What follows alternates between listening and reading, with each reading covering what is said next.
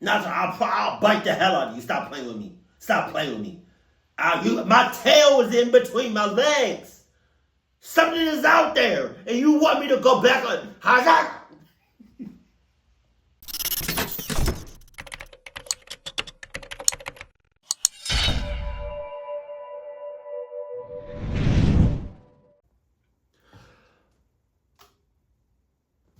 Sup, though?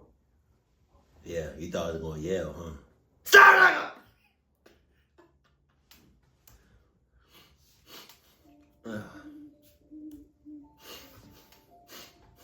BH. This was in October of 2022. Right. I lived alone in a little home inside a small family-type neighborhood. Okay. I'd been there since 2015, and I saw the fall-off of Halloween firsthand. Basically, after 2020, nobody celebrated. None of the homes really put up any decorations, and none of the kids were interested. Really? After that whole clown epidemic that happened in 2015, 2016, nobody should have been celebrating Halloween. I sure as hell did. I never did, but I'm just saying, I definitely wouldn't have done Halloween after that. Dressing up and going door to door for candy, which up until then was always a big thing that everyone did every year.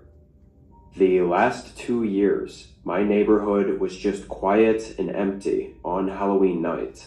So I really assumed this year would be all the same. On the morning of Halloween, I made coffee and went to sit out on the front porch to look at all the fall-colored trees.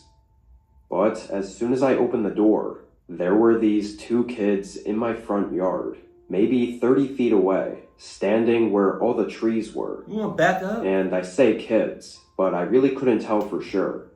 I only assumed because they were wearing Halloween masks. They were on the taller side, though, and skinny, most likely high schoolers, if not adults. They were too far to get any sort of good look, and basically the instant I opened the door, both of them froze for a second, then hurriedly walked further into the trees and away from my home.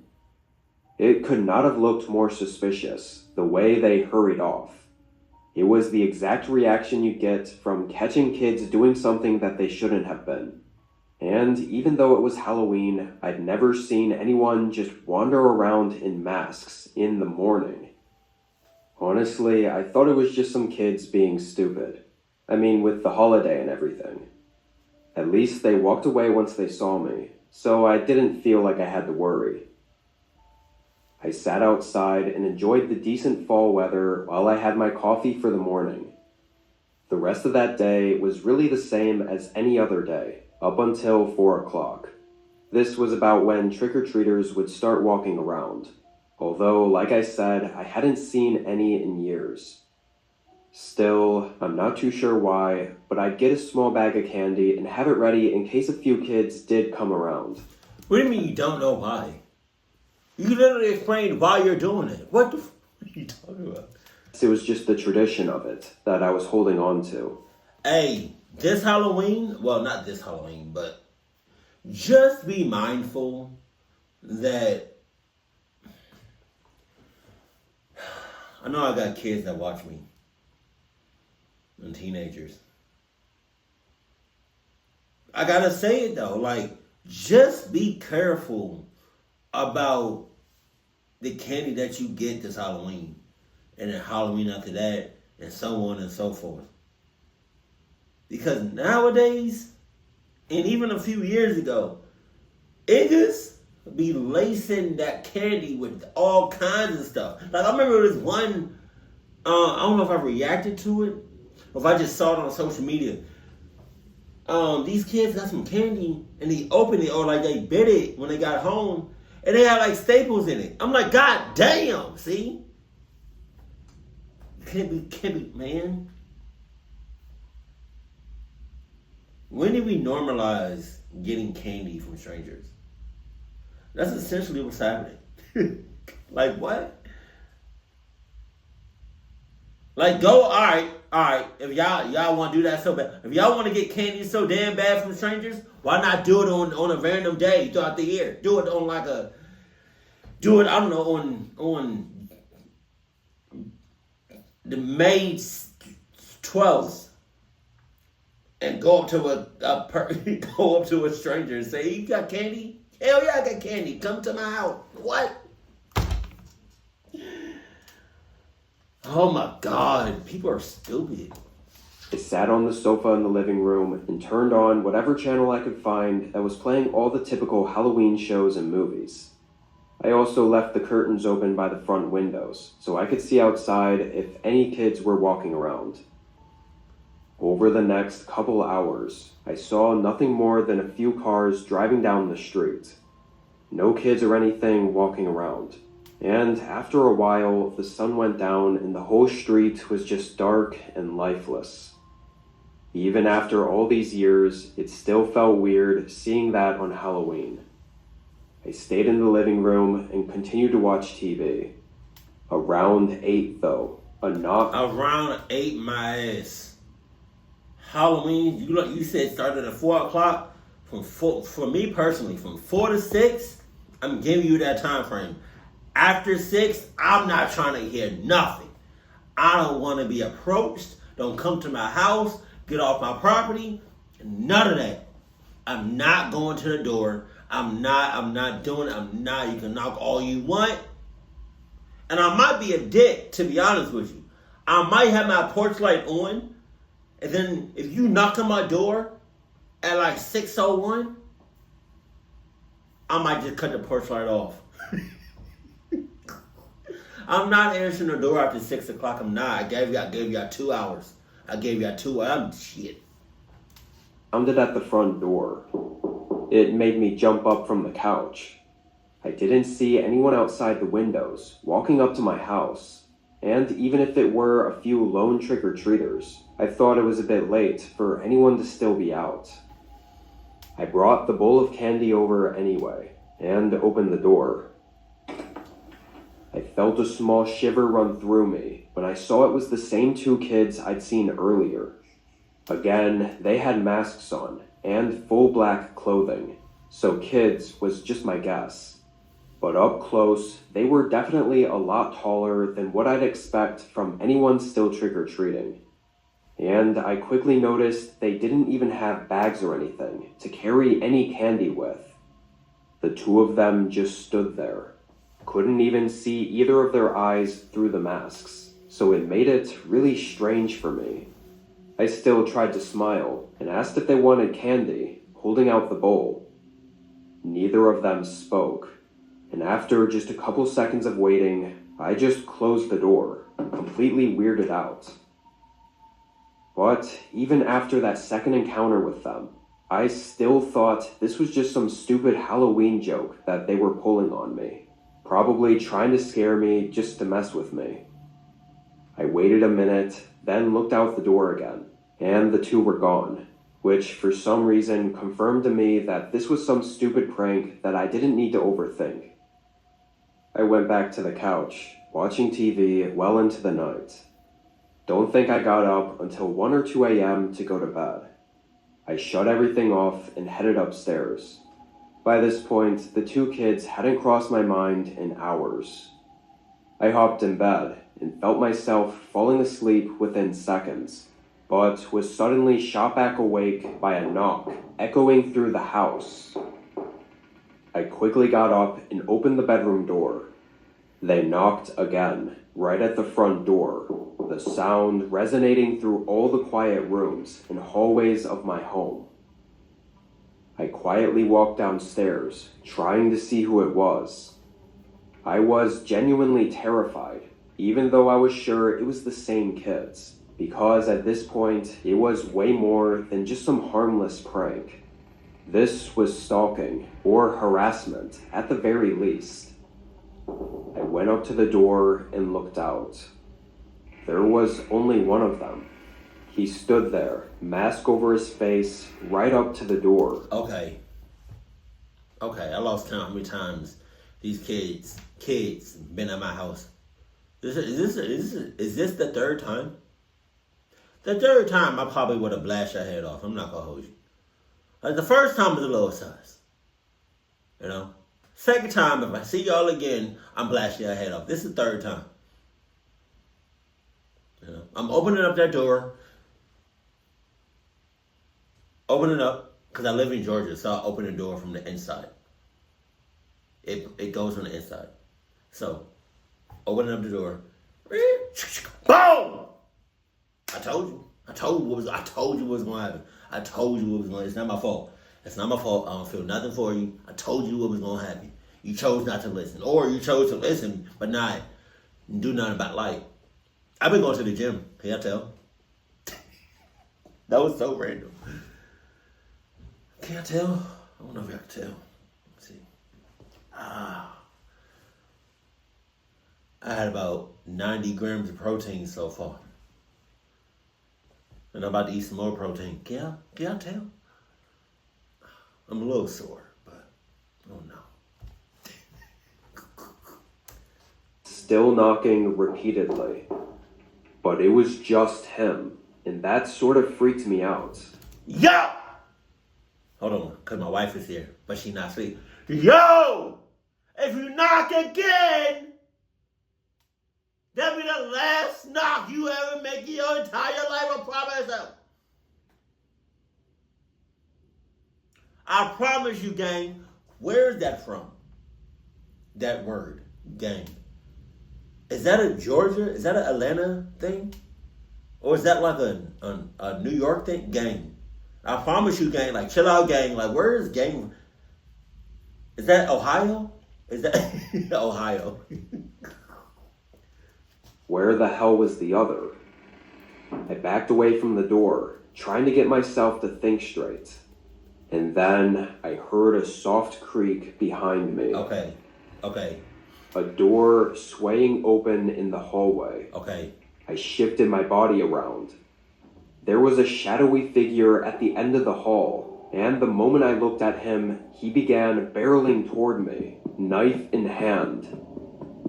I sprinted up the stairs and into my bedroom, locking it and moving everything I could in front of it. I started calling the police while trying to think of what to do next. Outside the door, I could hear the muffled sound of the two guys talking back and forth. Couldn't tell what they were saying, but I think they were also debating what to do. And after 30 seconds, their footsteps moved back downstairs and out of the house. A few officers came over and did an investigation, but they didn't find much to go off of.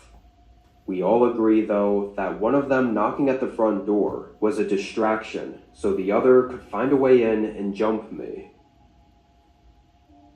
Why they targeted me is the biggest uncertainty, though, and it still has me terrified. A lot of people I talk to think it was a couple of deranged teens, or even young adults, that had some sick plan in mind to do on Halloween night. That would explain all of it happening to me for no real reason, but I don't think I'll ever get to know for sure. They probably sensed that you were a cluck ass.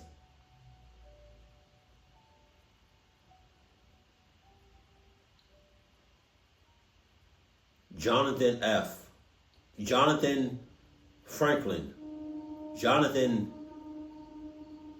Behind my neighborhood is a decent-sized forest with plenty of trails for hiking and camping. I frequented a lot of them, but often found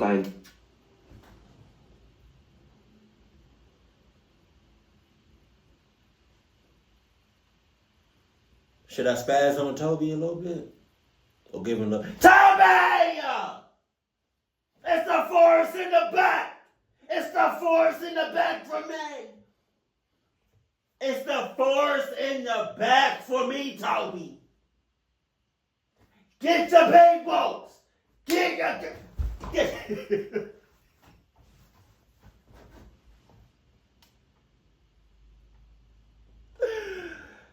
I'm hot.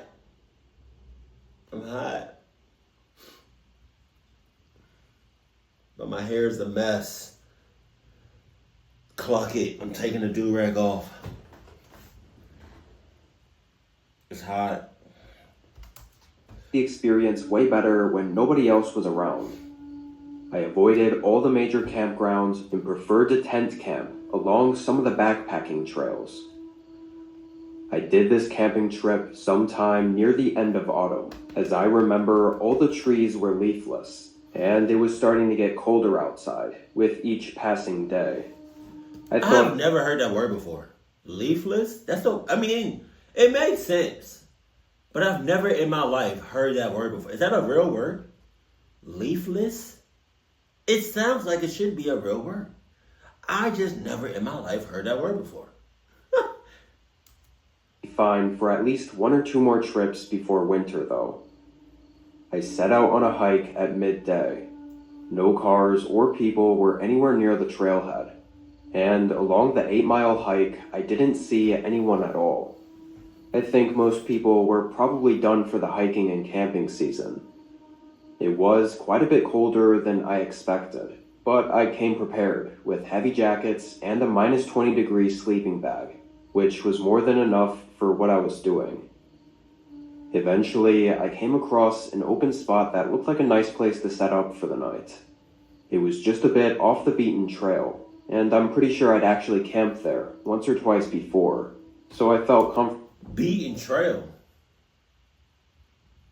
If I'm in the woods and somebody in my home, because my home is the woods is my home, if somebody's in my woods unannounced, yeah, that beaten trail, we call it a beaten trail because I'm beating that at.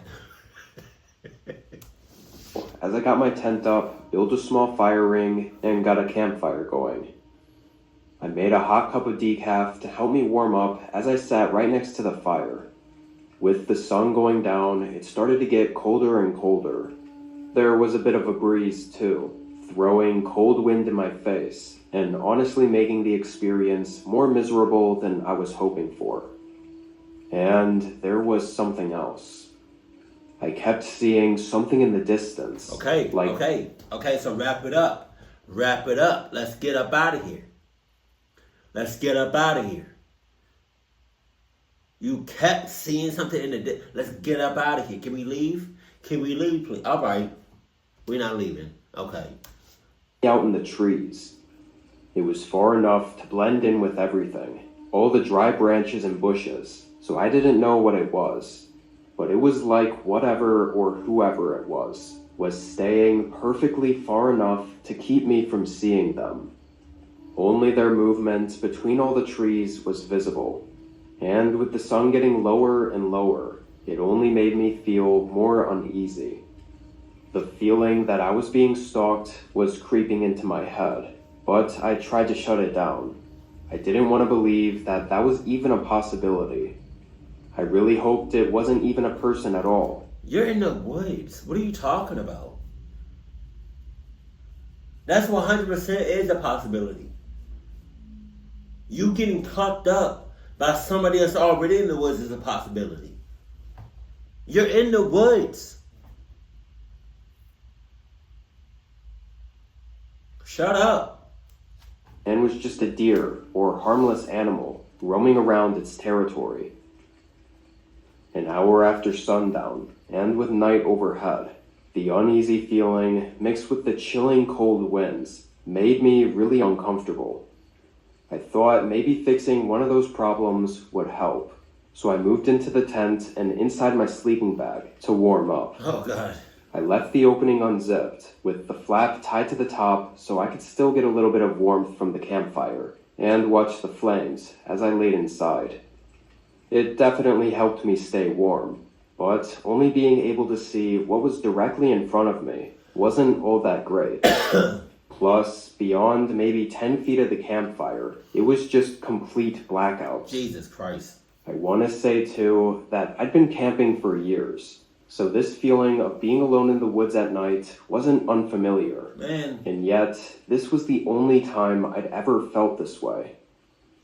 Everyone always says when you get a bad sense or feel something is off, you should just pack up and leave without questioning it. I'm saying! I was naive enough to think I'd never get that feeling. And even worse, I was stupid not to listen to it.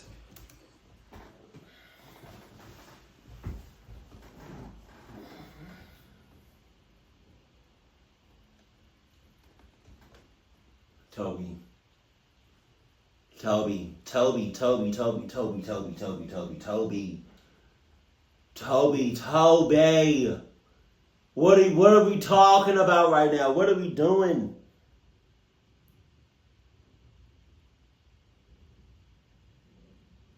It's the clock. I want to curse so bad. I'm a curse, but God, I hope I remember to edit this part out. Toby! It's the fucking woods! God. Oh, dang. Like, anything that could go wrong might 9 times out of 10 go wrong. And you said earlier, what? It's probably a deer walking back and forth. So it's a deer on his hind legs, just walking. What does a deer look like on his hind legs? Oh, God. I stayed in the tent, curled up in my sleeping bag, and watching the fire. A good 2 or 3 hours went by. Nothing really changed, except it got colder. But as I laid there, I started to hear what sounded like cracking footsteps across the woods. Okay. Oh, okay. All that cracking you hearing? Okay, well, let's go ahead and crack some bones because we breaking bones today. We breaking bones today. We cracking bones today. Since you want to crack around my chest, we cracking bones. And we in the woods, so it's free game. There's nobody around us.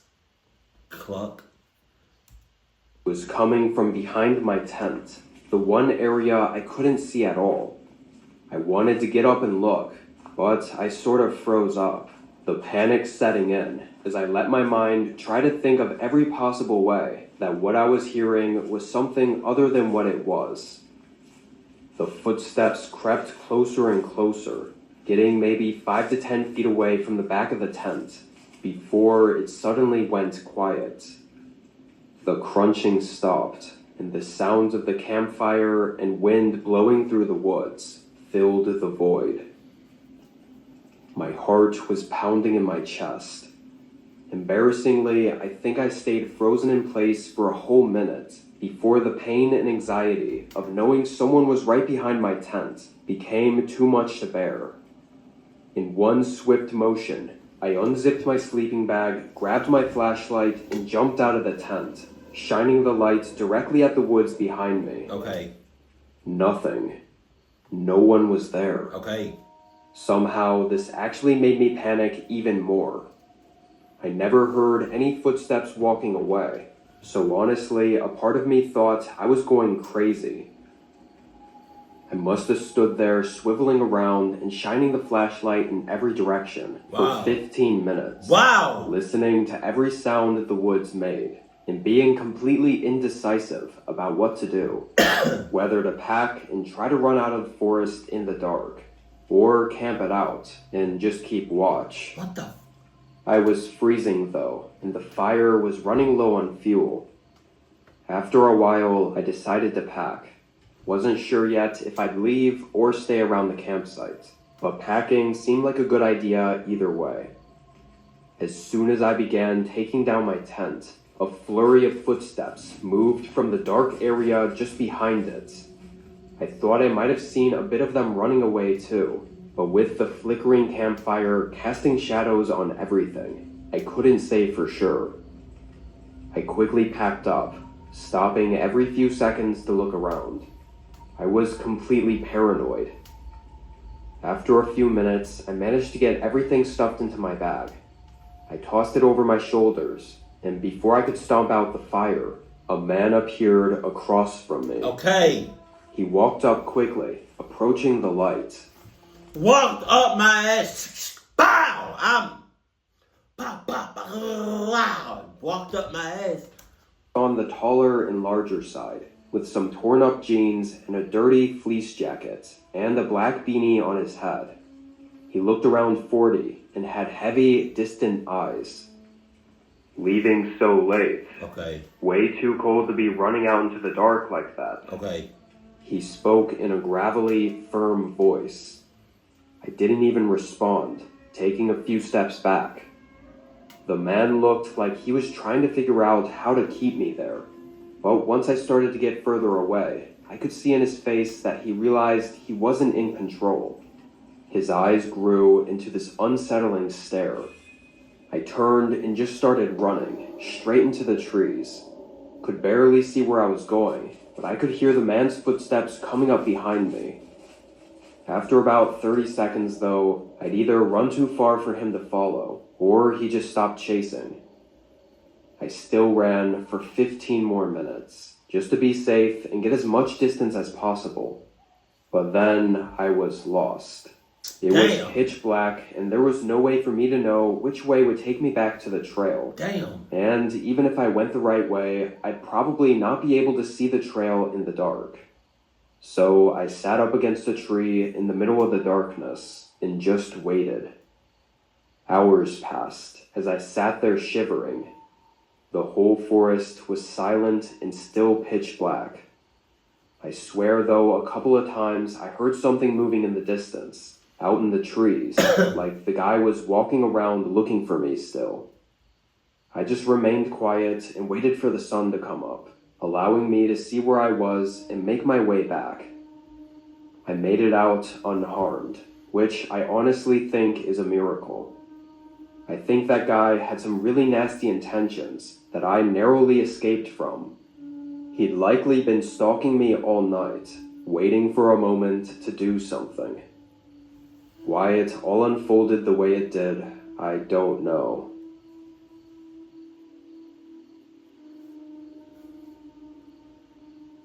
Just get out the woods. That's it.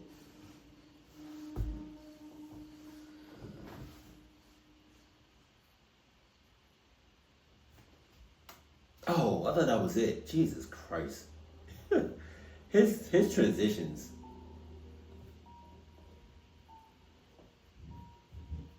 Last fall, my sister went on a trip over Halloween weekend.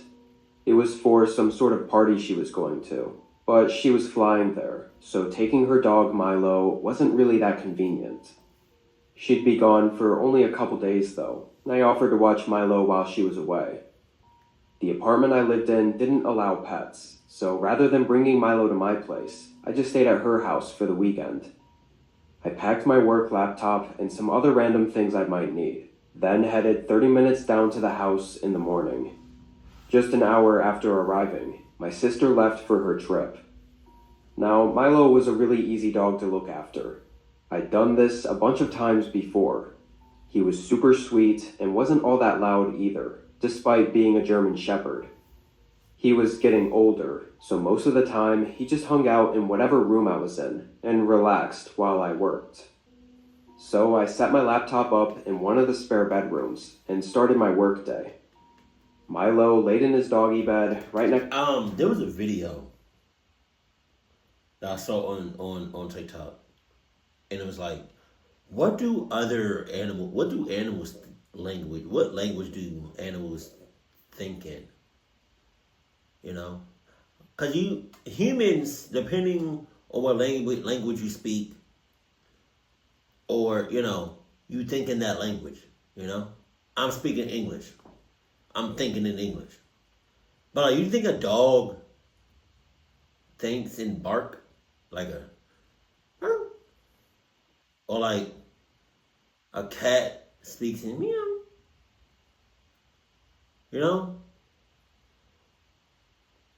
Or like a bear speaks in rah, or something.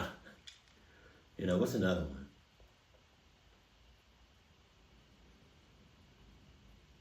Or like an ape. You know what I mean? I wonder if animals think in the language that I don't know how to explain it. It's weird, but it's not weird. I can't imagine a dog thinking in bark. My desk, just out of the corner of my view.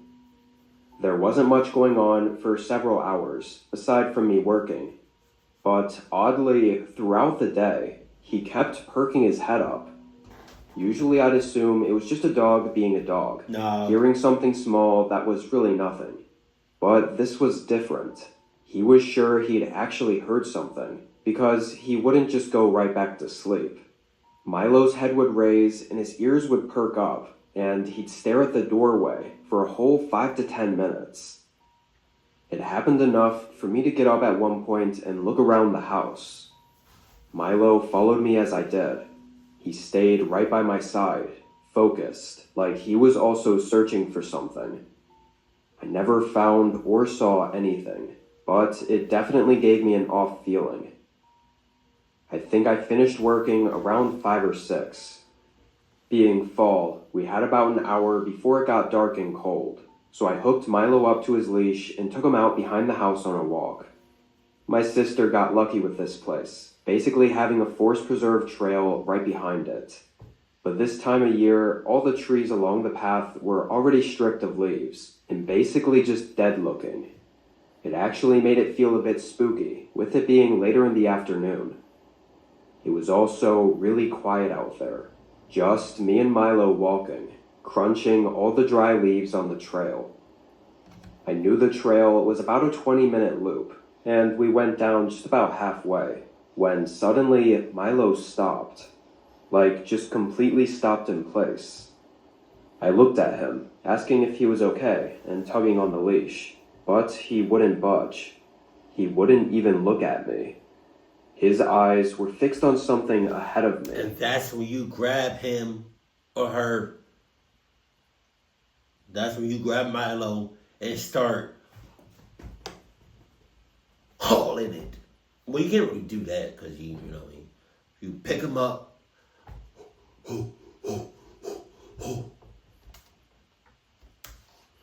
I turned and looked down the trail, but I didn't see anything. I looked back down at Milo and pet him, then gently tugged the leash forward again, but he still wouldn't move, and his gaze was still fixed at something down at the end of the trail, further in the forest. So I just turned and began heading back. Milo then immediately followed. The rest of the walk to the house, he kept looking back, but never once stopped to sniff or anything. He just kept his tail down and followed next to me. Oh, yeah. I forgot what that means. When a dog tail is in between their legs. Oh, my God. Yeah, now cluckness is near. It's close as cluck. Way back. It's so close that Milo was like, nah, my tail between my legs. You're not about to cluck me up from behind. Maybe you can get my homeboy over here. But you're not about to cluck me up. Nah, I'm putting my tail between my legs. They don't got no tail. Do that. Cluck them up over there. It made me feel really nervous, seeing him being nervous. I wasn't so sure, though, whether it was him I was nervous about, or about whatever he was so scared of. That second part. I ended up calling my sister and talking to her for a bit after getting back inside, asking if she might know why he was acting like this. But she had no clue. She sus. Even throughout that phone call, Milo was attached to my side. It made me feel unsettled or uneasy. Okay, like so you're in the house now. Check the checklist. You're uneasy.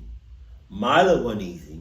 So all you gotta do is check the checklist. Hey, nobody check the checklist. Hey, nobody check the checklist. Hey, daddy didn't check the checklist. Hey, mama didn't check the checklist. Hey, nobody check the checklist. Hey, nobody check the checklist. Hey, sister didn't check the checklist. Hey, brother didn't check the checklist. Hey, hey,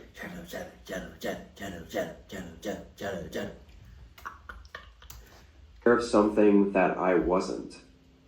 I started walking the house again as I thought about it, and casually looked out a few of the windows. But it wasn't until I got back upstairs to the spare bedroom that I looked out that window and saw something weird. Okay.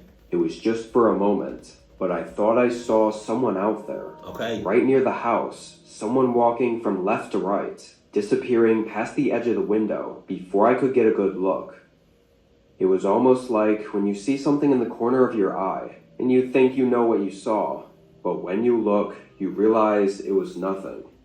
So I couldn't say whether what I saw was real, or just my mind playing tricks because I was so unsettled. I stayed up in that room, sitting at the desk and trying to take it easy for the rest of the night. I watched some videos on my laptop and kept an eye on Milo. He stayed quiet, laying near me and seeming exhausted from the day. You checked the checklist? For the next 2 or so hours we were up there, nothing much happened. Milo was passed out, and I was just watching YouTube and trying to relax. Even with all the strangeness going on, I was able to sort of separate my mind from it. Wow. Not that I totally forgot about it all, but I guess I thought it just wasn't anything serious. Wow. Milo thinks otherwise. Milo got his tail between his legs. He not gonna get clucked up tonight, but I know who is. You are. You are hard-heartedly.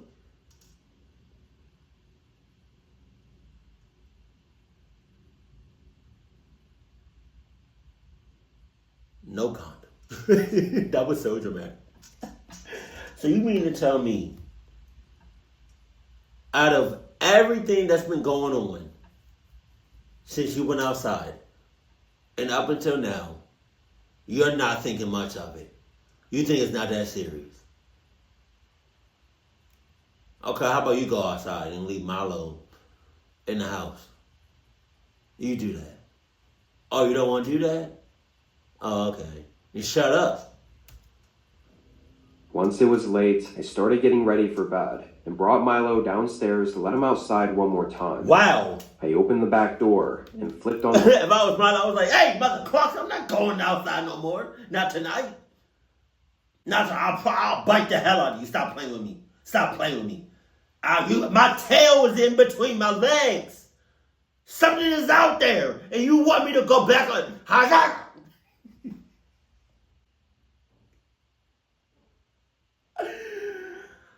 Hey, I'm biting the hell out of you. I promise you.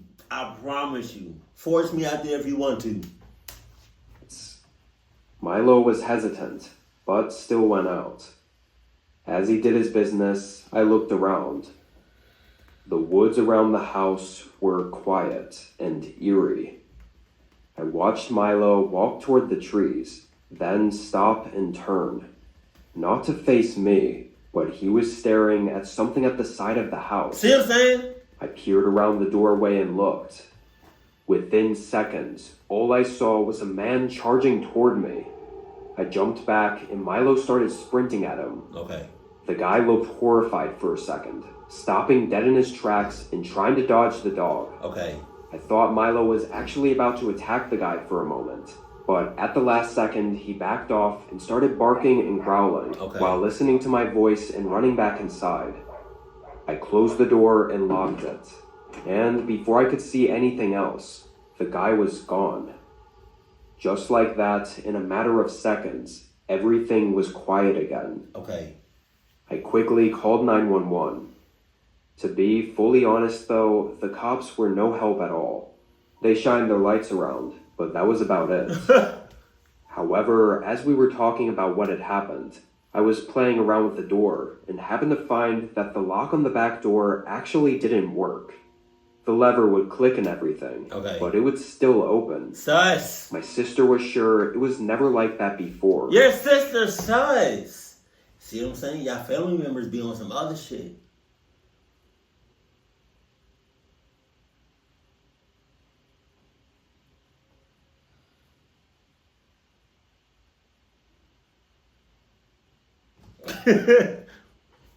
That night, I took Milo to a hotel, and we spent the next day there.